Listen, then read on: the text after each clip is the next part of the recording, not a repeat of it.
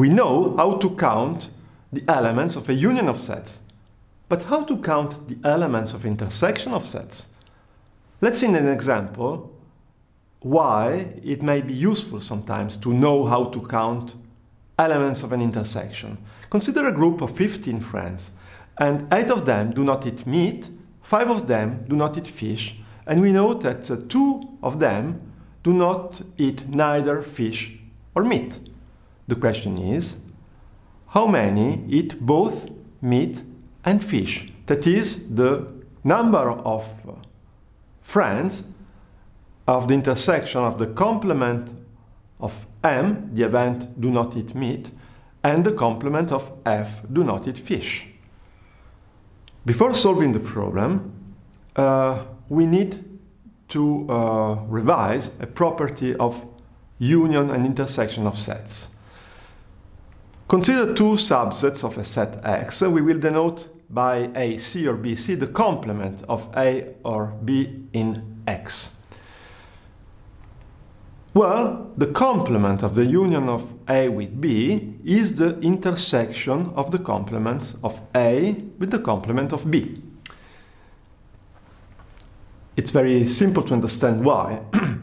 Assume that you're looking for an object in your house, and the object is not in the living room, not in the kitchen.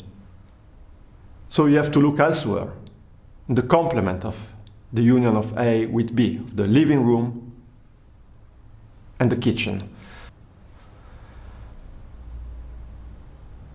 Let's see how the proof works. Well, consider an element of X and assume that it belongs to the complement of the union A with B.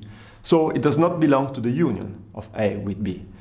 So it does not belong to A, and it does not belong to B. But this means that it belongs to the complement of A, and it belongs to the complement of B. That is, the intersection of the 2 complements.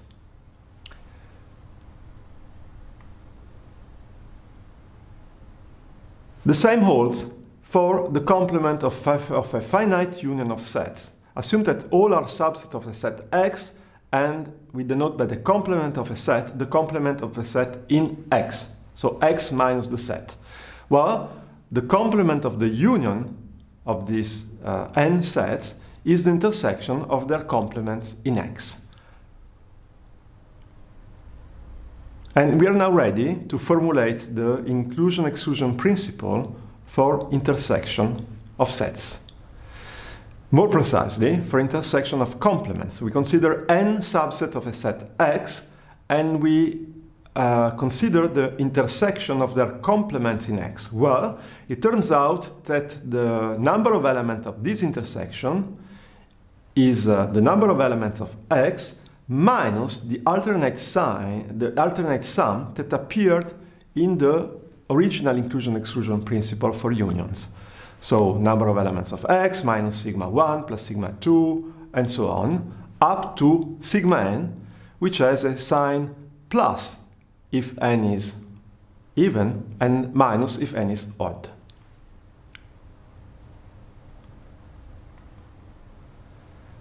Well, the proof is immediate from the inclusion-exclusion principle. What is the intersection of the complements? Well, as we saw before, it is the complement in X of the union of the sets A1, A2, An. But therefore, the elements, the number of elements of the intersection of the complements is the number of elements of X minus the union of the sets A1, An. So number of elements of X minus number of elements of the union of these sets. And then it is enough to apply the inclusion-exclusion principle to the cardinality of the union of the sets A1, An. Just a remark. It seems that you are able to compute cardinality of intersection of complements. Is it a restriction? Not at all, because every set B can be seen as the complement of its complement. So this is actually a formula for any intersection of sets. Let us solve the problem of fish or meat. Let me recall you that we have a group of 15 friends. 8 of them do not eat meat, 5 do not eat fish, and 2 do not eat neither meat nor fish. So we are looking for the number of friends that eat both meat and fish. That is the number of elements of the intersection of the complements of the event do not eat meat, that we call M, and do not eat fish, that we call F. We use the inclusion-exclusion principle for the intersection of complements, and we get number of elements of X minus the elements of M and the elements of F plus the elements of the intersection. And this gives 15 minus 13 plus 2, that is 4.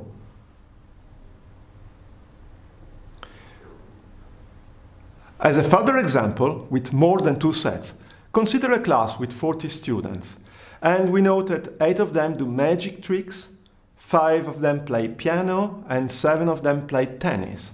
And moreover, 3 of them play piano and do magic tricks, and 2 of them play piano and tennis, and 4 of them do magic tricks and play tennis. Finally, we also know that there is just one of them that does 3 things: magic, piano, and tennis. So, how many of them do not practice any of these hobbies?